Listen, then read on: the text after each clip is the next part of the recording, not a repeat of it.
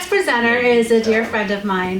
Before I started Uniquely, I was a director of marketing for a local manufacturing company who makes stanchions. So stanchions are those things like when you're waiting in line at the movie theater and they have the retractable belts and the kids always play with them. Ours were the best.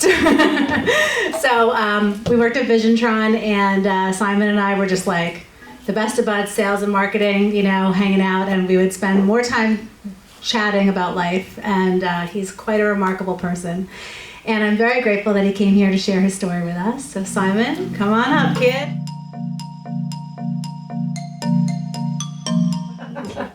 I was going to spend 10 minutes talking about stanchions, and now you took that away entirely.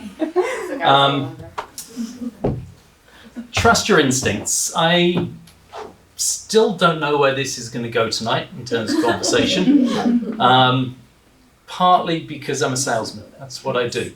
And conversations for me go wherever they go, depending on, I guess, my mood, the audience, people I'm talking to. And I think that's a little bit of what tonight is for me. I'm going to ask a quick question to everyone. Who's made a decision and taken a step back and said, I really shouldn't have done that? We all have. How many of us have taken that step back and said, I should have trusted my instincts? Absolutely. Mm-hmm. And how often do we actually do that?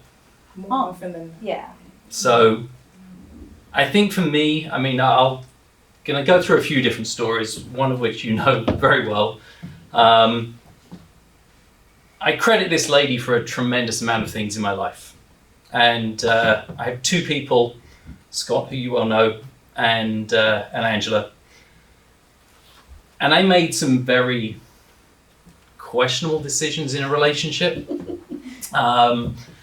Going back, probably 4 or 5 years ago. And I had a very cathartic moment about 3 weeks ago. And the decisions I made were, I was getting older in life, older than I cared to be. And I had met someone and I thought, this is great.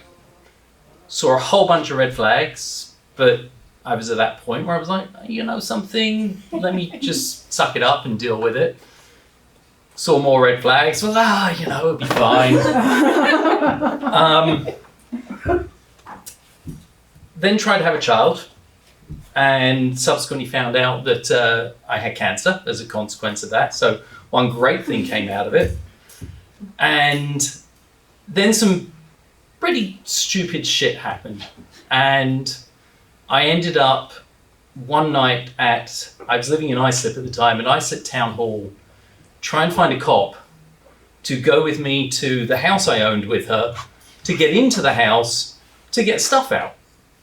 Because she was threatening to call the police on me for this whole long list of garbage. And I had two officers come to the house and were like, yeah, we go through this all the time. And I was like, okay, great.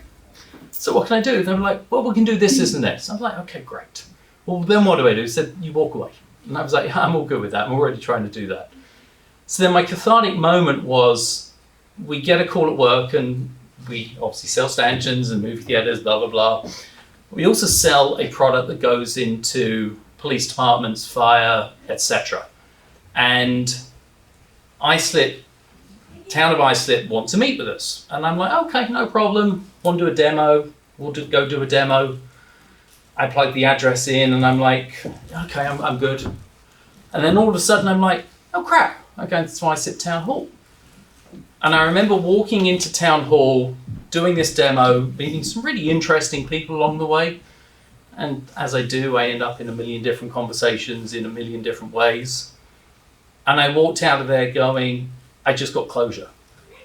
I hadn't been back to the house since I stepped away from it 3 years ago. And I drove back to the house, drove back along the street. And I was like, I'm done, I'm good. And I think back to decisions I've made, and there were so many times I really should have trusted my instinct in this, not just mine, but my kids as well. And I didn't. So all of this goes on. I finally get this closure. Credit I give to this lady was she told me something once, which I've told you before, and I stepped away from this and she said, learn to date yourself. And it was such a powerful story because it took me into a point where I can do anything in my life. And I'm very happy with where I am and I'm very happy with what I do. I love what I do. I sell stanchions. You can go one of two ways with that. You can either love it or I sell stanchions. It really doesn't matter. And then Scott, who I mentioned earlier, who retired NYPD cop, worked for us. And I was that guy that said, you know something, I'm going to work because I love it. And I'm going to work in the night and when I'm going to stay in touch when I'm on vacation. Thank you. 5 minutes. Beautiful minutes. And he would keep telling me these stories about someone else retired and they just died. And this person retired and they just died. And he pulled me from a point. I lost my dad at 64. And my brother and I had always had this, you know, we're going to live our lives, make good choices, retire early or at least live life. And I wasn't. He did. He retired a few years ago, damn him, but whatever. And I really never made those good decisions. And between making some really bad choices and then that one thing you said to me after all of this, it changed a lot of what I did. And it changed a lot of the way I view life. I'm just doing a new life insurance policy. And I met with a lady a couple of weeks ago and she said, I just need to put down where you're going on vacation out of the country this year. And I was like, well, I'm going here in May, I'm going here in June, I'm going here in July, in September I'm going to be here, and for Thanksgiving I'm probably going to be here.